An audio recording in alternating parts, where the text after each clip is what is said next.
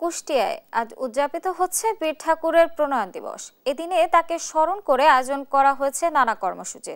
এ নিয়ে বিস্তারিত জানাতে সরাসরি যুক্ত হচ্ছেন সহকর্মী নাহিদ হাসান তিতাস। তিতাস, রবি ঠাকুরের প্রণয়ন দিবস ঘিরে কি ধরনের আয়োজন করা হয়েছে আর স্থানীয়দের অংশগ্রহণ কেমন দেখছেন?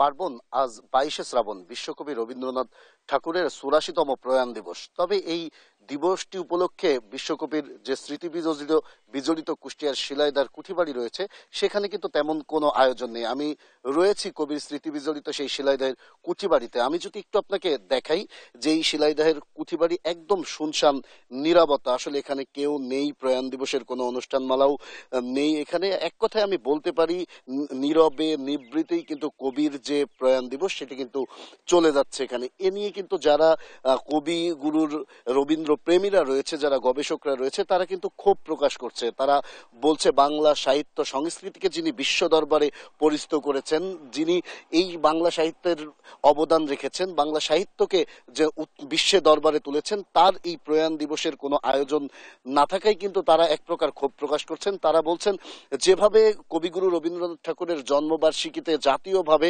আড়ম্বর সাথে জাঁকজমকপূর্ণভাবে অনুষ্ঠান আয়োজন করা হয়, এই যে মৃত্যুবার্ষিকীতে অর্থাৎ প্রয়াণ দিবসে কোনো অনুষ্ঠান না থাকে, তারা এক প্রকার ক্ষুব্ধ। তারা বলছে যদি এই কবিগুরুর মৃত্যুবার্ষিকীতে অর্থাৎ প্রয়াণ দিবসে যদি এখানে আয়োজন রাখা হতো, তবে বাঙালি জাতি হিসেবে কিন্তু কবিগুরুর যে বাংলা সাহিত্য এবং সংস্কৃতিতে যে অবদান, তার প্রতি কিন্তু কিছুটা হলেও ঋণ স্বীকার করতে পারত। আসলে দীর্ঘদিন ধরে আমরা কিন্তু জানি যে কবিগুরু রবীন্দ্রনাথ ঠাকুরের জন্মবার্ষিকী যেভাবে পালিত হয় এই স্মৃতি বিজড়িত শিলাইদার কুঠিবাড়িতে, সেভাবে কিন্তু মৃত্যুবার্ষিকী পালিত হয় না।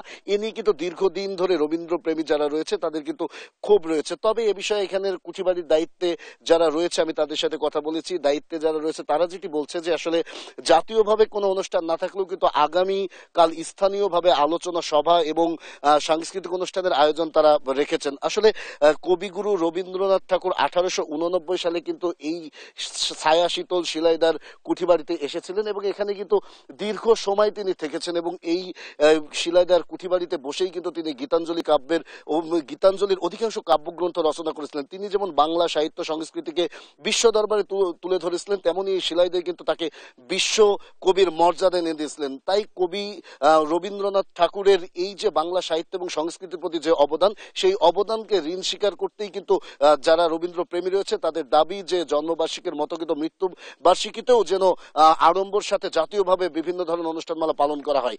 এই ছিল কুষ্টিয়ার শিলাইদার কুঠিবাড়ি থেকে আমার কাছে সর্বশেষ খবর। পার্বণ।